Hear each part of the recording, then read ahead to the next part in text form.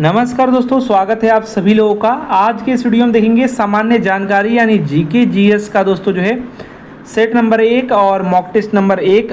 20 प्रश्नों का ये सेट है और आपको लास्ट में बताना है इस सेट के कि कितना क्वेश्चन आप सही कर पा रहे हैं। ठीक है, देखते रहिएगा और हम इसे भी आगे जो है 50-100 सेट तक लेके जाने का प्रयास करेंगे, प्रीवियस ईयर भी ऐड करेंगे। ठीक है, तो यहाँ पर देखिए सबसे पहला नंबर जो क्वेश्चन है, गहरे समुद्री गोताखोरों के श्वसन के लिए ऑक्सीजन के तनुकरण के लिए किस गैस का उपयोग किया जाता है। देखिए ऑक्सीजन का तनुकरण किया जाता है और इसमें जो गैस का उपयोग होता है वो है हीलियम गैस का उपयोग किया जाता है, याद रखिएगा। सी इसका सही उत्तर हो जाएगा। ठीक है, देखिए जो गोताखोर है नीचे जाते हैं समुद्र में तो उनको चाहिए ऑक्सीजन, उसके लिए ऑक्सीजन का तनुकरण किया जाता है। ठीक है, और ये हीलियम गैस का प्रयोग इसमें किया जाता है क्योंकि हीलियम जो होता है निष्क्रिय गैस होता है। क्या होता है? निष्क्रिय गैस ये होता है। ठीक है, तो सी इसका सही उत्तर हो जाएगा। नेक्स्ट देखिए, वर्ष यानी खालिस्तान कौन से वर्ष में कोलकाता के पास हुगली नदी पर रिसड़ा में क्या हुआ, पहली जूट मिल स्थापित की गई। जूट मिल पहले लोग काम भी करने जाते थे, कलकत्ता बोलते थे, कोलकाता नाम है। तो ये आपका 1855 में हुआ है, याद रखिएगा। वर्ष 1855 में कोलकाता के पास हुगली नदी के तट पर दोस्तों रिसड़ा है, यहाँ पर बना क्या नाम है, ये जो है आपका पहली जूट मिल। और किसके द्वारा बना ये भी नाम याद रखिएगा, जॉर्ज, क्या नाम है, जॉर्ज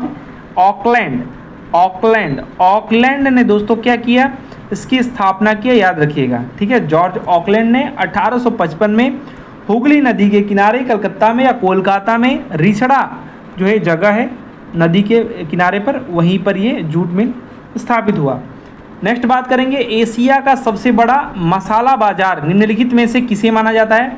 तो खारी बावली जो नई दिल्ली का एक स्थान है या बाजार है मसाला का, यहाँ पर दोस्तों जो है जितनी आपके मेवे मसाले इसके लिए काफ़ी जो है ये इम्पोर्टेंट है और एशिया का सबसे बड़ा इसको मसाला बाजार माना जाता है। और यहाँ सभी प्रकार के मसाले, मेवे, जड़ी बूटियाँ, खाद्य पदार्थ जैसे दाल, चावल, चाय, ये सब का व्यापार किया जाता है यहाँ पर।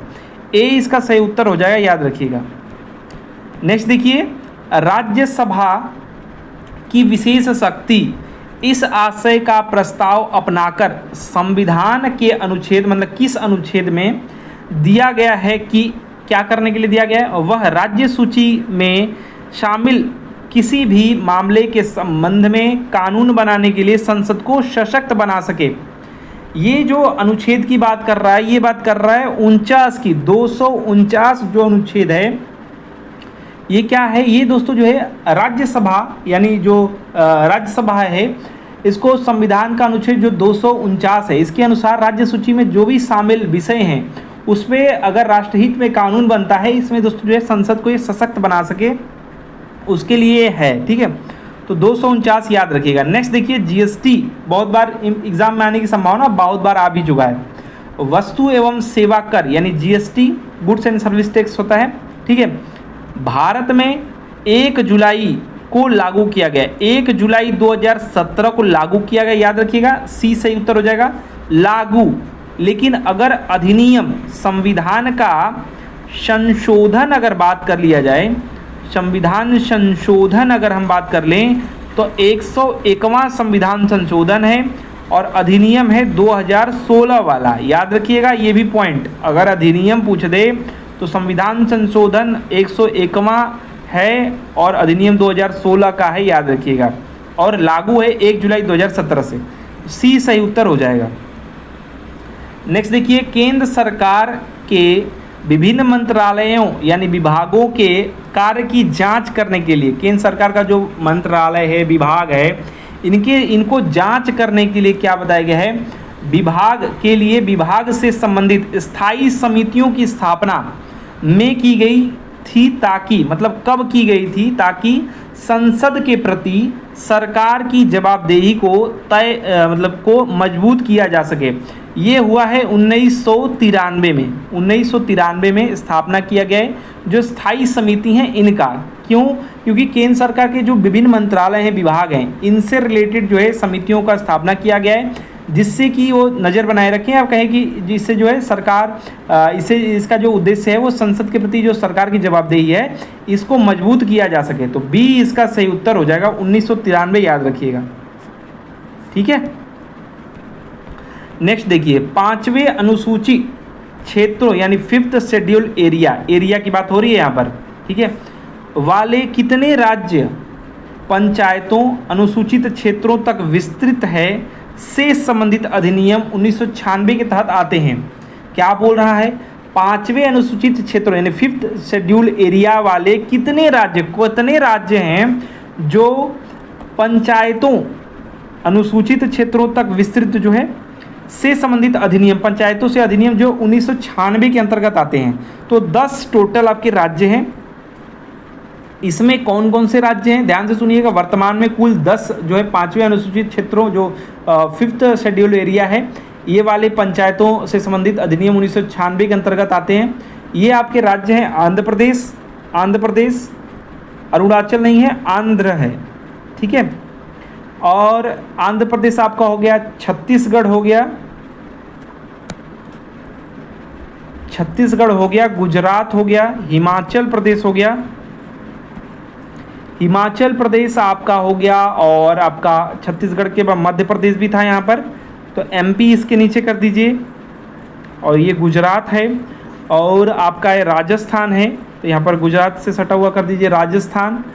और उसके बाद आपका 10 है, तो 1 2 3 4 5 6, उसके बाद आपका तेलंगाना है, और आपका उड़ीसा है, और ही कर दे रहा हूँ मैं, तो 6 7 8 और 2 आपके और बच गए, जो कि आपके हिमाचल प्रदेश छत्तीसगढ़ हो गया, आंध्र प्रदेश छत्तीसगढ़ मध्य प्रदेश हो गया, गुजरात महाराष्ट्र एक बच जाता है, एचपी के बाद आपका महाराष्ट्र कर दीजिए, महाराष्ट्र 1 2 3 4 5 6 7 8 9, एक और आपका बच जाता है उड़ीसा, राजस्थान, तेलंगाना, तो ये झारखंड एक बच जाता है, तो झारखंड आपका यहाँ पर। तो 10 आपके टोटल जो हैं ये राज्य हैं, याद रखिएगा, आंध्र प्रदेश, छत्तीसगढ़, एक सेकेंड, आंध्र प्रदेश, तेलंगाना, पास की चीज़ों को एक जगह रखिए, उसके बाद छत्तीसगढ़, मध्य प्रदेश, गुजरात, राजस्थान, हिमाचल प्रदेश, और आपका यहाँ पर महाराष्ट्र और झारखंड और उड़ीसा। तो ये आपके टोटल 10 हैं, ठीक है। और ये 10 दोस्तों जो हैं इसके अंतर्गत आते हैं। और 5वीं अनुसूची में शामिल जो क्षेत्र हैं, इस अनुसूचित जनजाति के जो क्षेत्र हैं वो असम, मेघालय, त्रिपुरा और मिजोरम राज्यों को छोड़ करके 6ठी अनुसूची में जो है आते हैं। इनके प्रशासन और नियंत्रण के बारे में उल्लेख है, ठीक है। नेक्स्ट यहाँ पर बात करेंगे अनुच्छेद के, मतलब कौन से अनुच्छेद के प्रावधानों के तहत लोकसभा और राज्यसभा की संयुक्त बैठक राष्ट्रपति द्वारा बुलाया जा सकेगा। देखिए ये जो अनुच्छेद है वो तो याद रखना ही है, साथ ही साथ याद रखिएगा ये जो लोकसभा और राज्यसभा का जो संयुक्त बैठक होता है वो 108 जो अनुच्छेद है इसके तहत जो है राष्ट्रपति बुलाता है। साथ ही साथ लोकसभा के जो अध्यक्ष होते हैं यही इस संयुक्त जो बैठक होती है इसकी अध्यक्षता भी करते हैं, तो ये भी आप याद रखिएगा। अनुच्छेद आपका 108 है और लोकसभा के अध्यक्ष जो होते हैं वही इसकी बैठक की अध्यक्षता भी करते हैं। नेक्स्ट इम्पॉर्टेंट चीज़ ध्यान से सुनिएगा, लोकसभा में मतदान करते समय अगर टाई की स्थिति माने बराबर की स्थिति में क्या होगा, के पास, किसके पास वोट डालने का अधिकार है, तो स्पीकर जो है ना, स्पीकर या फिर कहें कि इनके पास जो है एक अधिकार है। अनुच्छेद है आपका 100 जो है का 1वां यानी पहला, इसके अंतर्गत इनको अधिकार है कि अगर लोकसभा में मतदान करते समय टाई की अगर स्थिति आ जाती है तो आप एक अलग जो है वोट डाल सकते हैं। हमेशा नहीं डालेंगे, जब टाई की स्थिति आएगी तब स्पीकर डाल सकते हैं। तो बी इसका सही उत्तर हो जाएगा, याद रखिएगा, ये भी बहुत इंपॉर्टेंट क्वेश्चन है।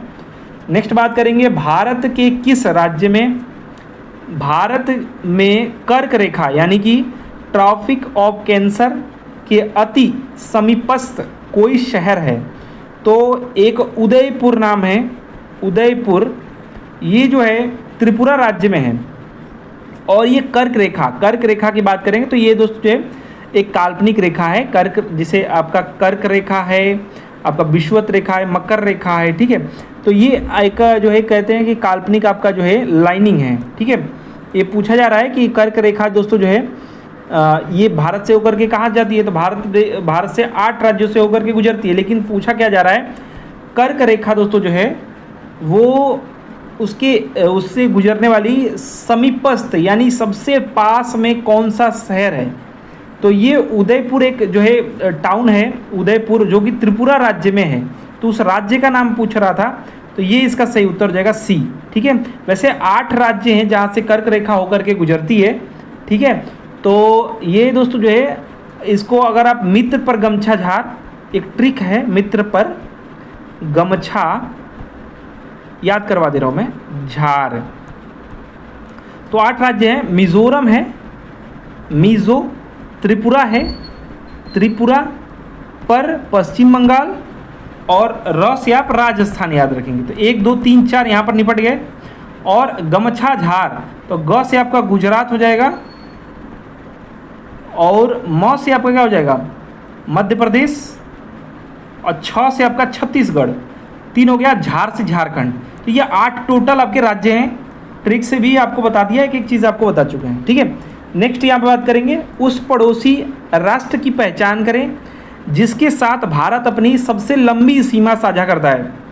भारत जो है लगभग 4000 जो है, याद करना है तो आप जो है लगभग 97 के आसपास, 96 के आसपास, 96 दशमलव कुछ समथिंग है, 96.7 है, 6 कुछ 7 है, इतनी किमी का दोस्तों जो है बांग्लादेश के साथ सबसे लंबा सीमा साझा करता है। बांग्लादेश में देखने के साथ अगर मैप को अगर आप देखिए, तो मैप को अगर आप देखेंगे ना, तो लगेगा नहीं कि बांग्लादेश के साथ जो है सीमा साझा इतना बड़ा होता है। ठीक है, देखिए मैप बनाना हमारे बस की बात नहीं है, लेकिन कोशिश कर रहे हैं। देखिए तो यहाँ पर कुछ ऐसे है, तो ये जो ऐसे ऐसे करके है ना, इसके वजह से काफ़ी जो है कह सकते हैं कि काफ़ी जो है एरिया हो जाता है। और ये 4000 के आसपास है, तो ऑप्शंस भी कभी कभी दे देता है, तो आप याद रखेंगे डी इसका सही उत्तर हो जाएगा। इसमें पश्चिम बंगाल से सबसे ज़्यादा है, पश्चिम बंगाल बांग्लादेश के साथ मतलब ज़्यादा एरिया है। उसके बाद अगर बात किया जाए तो आपका असम और त्रिपुरा, मिजोरम, मेघालय, ये सब हैं 5। तो ये टोटल आपकी जो है सीमा साझा करते हैं। सबसे लंबा याद रखिएगा 4096 कह सकते हैं, कि 4100 भी कह सकते हैं, ऑप्शन में रहेगा। वैसे भारतीय प्रायद्वीप खालिस्तान तक फैला हुआ है। भारतीय प्रायद्वीप की बात करेंगे तो अभी मैप बनाया था, अगर मान लीजिए ये भारत है, तो अगर बात करेंगे तो ये दोस्तों जो है ऊपर में आपका हिमालय, और इधर बात करेंगे तो आपका अरब, और इधर बात करेंगे तो हिंद महासागर, और अगर इधर बात करेंगे तो बंगाल की खाड़ी। तो अगर बात करेंगे तो प्रायद्वीप तक फैला हुआ है। प्रायद्वीप की बात कर रहे हैं तो मैं बात कर रहा है हिंद महासागर की, तो ये आपका हिंद महासागर तक ये फैला हुआ है। तो बी यहाँ पर सही उत्तर करेंगे। अच्छा, कुछ और चीज़ें हैं जो कि जानना जरूरी है, क्योंकि आपको इसलिए ज़रूरी है, तो बता दिया लगभग कि यहाँ तक ये चीज़ है। इसका आपको क्षेत्रफल याद रहना बहुत ही जरूरी है किमी में, तो 32, ठीक है, 87,263 किमी जो है ये वर्ग किमी स्क्वायर या वर्ग किमी कह सकते हैं। वर्ग किमी दोस्तों जो है ये हमारे भारत का क्षेत्रफल है, याद रखिएगा, बहुत ही इंपॉर्टेंट आपको चीज़ मैं बता रहा हूँ, और ये भी सबको जानना जरूरी है। नेक्स्ट, निम्नलिखित में से दुनिया की सबसे तंग घाटी कौन सी है? तो सबसे जो तंग है वो द ग्रैंड है, तो ऐसे याद करिएगा, the grand Canyon. The grand Canyon जो दोस्तों है ये सबसे तंग घाटी है, ये अमेरिका की है, अमेरिका की है, संयुक्त राज्य अमेरिका यूएसए की तंग घाटी है, और ये एक जगह है एरिजोना, एरिजोना के उत्तरी भाग में ऊपर है, उत्तरी भाग में स्थित है, और इसकी औसतन गहराई जो है वो 1857, जो युद्ध वाला 1857 है, उसी को याद कर लीजिएगा। और इसकी जो लंबाई है वो 400, ये गहराई है, और लंबाई याद रखिएगा 400 जो है 46 लंबाई है, और चौड़ाई जो है 29, ये सब किमी में मैं आपको बता रहा हूँ, 29 किमी जो है चौड़ाई है। ठीक है, तो द ग्रैंड कैनियन याद रखिएगा सबसे तंग घाटी। संयुक्त राज्य अमेरिका का नाम है एरिजोन, एक जगह का नाम है एरिजोना, उसके उत्तरी भाग में स्थित है। नेक्स्ट देखिए, निम्नलिखित में से कौन दुनिया का सबसे बड़ा नदी द्वीप है? तो माजुली द्वीप बहुत बार एग्जाम में आ चुका है, असम, माजुली द्वीप असम। ये नदी कभी कभी पूछ लेता है, तो ब्रह्मपुत्र या पुत्र नदी पर ये है, और ये एशिया का सबसे बड़ा कहा जाए तो आपका नदी द्वीप है, सॉरी विश्व का, और देश का पहला द्वीपीय जिला अगर बात किया जाए तो आपका माजुली भी है, ठीक है, असम का ये है, याद रखिएगा। देश का पहला द्वीपीय जिला कौन? माजुली, याद रखिएगा। नेक्स्ट बात करेंगे ताजमहल के सुलेखक, क्या नाम है इनका, कैलीग्राफर का, वो बताना है। ने 1600 जो है 48 यानी 48 ईस्वी में इसकी रचना को पूरा किया, उनका नाम याद रखिएगा। देखिए कैसे याद होता है, अभी ट्रिक में याद करवाता हूँ। देखिए 9 में आए थे नया नया, और इनका नाम है सिराजी, सिराजी याद रखिएगा। सिराजी यानी सिराज मतलब ईरान से ये आए थे, ईरान से ये आए थे। कब? 1609 में आए थे, 1609 में आए थे, और शाहजहां ने इनको अमानत खां, बढ़िया बनाए थे, अमानत बनाए थे, तो इनकी उपाधि दिया था। इनका जो नाम था वो अब्दुल हक था। क्या नाम था? अब्दुल हक नाम असली था। तो इतना सब चीज़ याद रखना है आपको। इसमें ताजमहल के सुलेखक या कैलीग्राफर क्या नाम है? सिराजी या अमानत खां सिराजी। ये ईरान से 1609 में आए थे, 1648 में दोस्तों यहाँ पर पूरा किए, और अब्दुल हक नाम था, और अमानत खां ये उपाधि दिया शाहजहां ने इनको, ठीक है। तो बाकी सब चीज़ें आपको बता दिया। ये एक फारसी सुलेखक था। नेक्स्ट देखिए यहाँ पर स्वतंत्रता सेनानियों यानी भगत सिंह, सुखदेव और राजगुरु को में फांसी की सज़ा दी गई।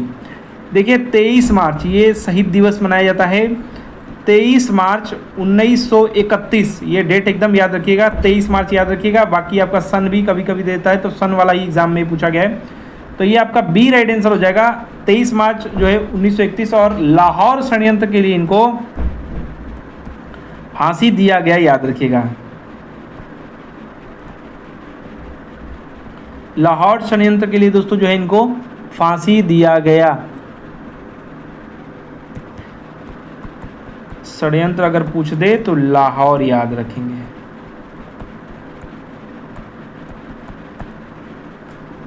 चलिए खालिस्तान है में ब्रिटिश सरकार ने भारत में सरकार की संरचना में कुछ सुधारों की घोषणा की, जिन्हें मार्ले मिंटो सुधार के नाम से जाना जाता है। ये समय पूछ रहा है, तो 1909 में किया। बहुत चालाक अंग्रेज थे, उन्होंने यहाँ पर फूट डालने का पूरा प्रयास किया। इसी के बाद आप देखेंगे तो बाकी अगर इतिहासकर्ता गहरी दृष्टि से देखते हैं तो पकड़ लेते हैं। यहीं से ये क्या बोले थे कि हम सुधार कर रहे हैं। इसमें सुधार में देखिए क्या कर रहे हैं, ये कर रहे हैं कि जो आपका 1892 का जो अधिनियम था, इसके 200 को दूर करने के लिए मुस्लिमों के, देखिए क्या कर रहे हैं, मुस्लिमों को पृथक निर्वाचन पद्धति प्रदान कर रहे हैं अलग से। तभी तो यहीं पे फूट डाला पहले ही, फिर उसके बढ़ावा इसको दे रहे हैं और सांप्रदायिकता को बढ़ावा दिए। इससे क्या होगा, इससे इनका ये फायदा था कि एकजुट नहीं होंगे, क्रांतिकारियों का जो राष्ट्रवाद की जो शक्तियाँ हैं इनका दमन हो जाएगा, अपने में लड़ जाएंगे सब अपने अपने लिए। तो ये अलग वाला कार्यक्रम यहीं से चालू हो गया। बी इसका राइट आंसर हो जाएगा। नेक्स्ट देखिए अंतर्राष्ट्रीय सौर गठबंधन का मुख्यालय कहाँ है? ये आपका गुरुग्राम हरियाणा में है, गुरुग्राम हरियाणा में है, याद रखिएगा अंतर्राष्ट्रीय सौर गठबंधन का मुख्यालय। नेक्स्ट बात करेंगे खालिस्तान है क्रांति से विश्व का सबसे बड़ा, कौन सी क्रांति से भारत विश्व का सबसे बड़ा दूध उत्पादक देश बन गया? तो ये श्वेत से होता है, श्वेत, या फिर इसको देखिए श्वेत क्रांति को ऑपरेशन फ्लड भी कहते हैं। क्या कहते हैं? ऑपरेशन, कहीं कहीं आ जाता है ये, तो लड़के कहते हैं ये कौन सा फ्लड है, तो देखिए ऑपरेशन फ्लड भी कहते हैं इसको, श्वेत क्रांति। और इसके जो जन्मदाता हैं या जनक माना जाता है वो वर्गीस कुरियन को माना जाता है। वर्गीज भी आ जाएगा, वर्गीस भी लिख सकता है, ठीक है। तो कुरियन, देखिए इंग्लिश मीडियम वाले लड़कों को दिक्कत नहीं, हिंदी मीडियम वालों को ज़्यादा जानना पड़ता है, ज़्यादा पढ़ना पड़ता है, याद रखिएगा। यहाँ पर राइट आंसर बी हो जाएगा, श्वेत क्रांति। नेक्स्ट देखिए यहाँ पर लास्ट जो क्वेश्चन है, जन्म और मृत्यु पंजीकरण का अधिनियम कब लागू किया गया था? ये आपका 1969 में दोस्तों जो है 69, ठीक है, 1869 में आप जो है गांधी जी का जन्म कर देते हैं। और ये 69 में देखिए जन्म और मृत्यु तो ऐसे याद करना बहुत ही आसान है। और गांधी जी से पहले 400 साल जाएंगे तो नानक जी आ जाएंगे, तो ऐसे बहुत आसान है याद करना, ठीक है। तो देखिए दोस्तों, सेट नंबर 1 है जीके जीएस का, और 20 क्वेश्चंस में से आप बताइए क्या आपका स्कोर रहा और आपको वीडियो कैसा लगा, कमेंट बॉक्स में जरूर से बताइए। आशा करते हैं दोस्तों कि हमारा प्रयास, हमारा वीडियो पसंद आया होगा। वीडियो को अधिक से अधिक लाइक शेयर कीजिएगा, और ऐसे ही सेट्स को पाने के लिए, ऐसे ही सेट्स के सॉल्व को पाने के लिए इस चैनल को सब्सक्राइब करके बेल आइकन को ऑन कर दीजिए। हमारा वीडियो देखने के लिए धन्यवाद। Please like and share. धन्यवाद।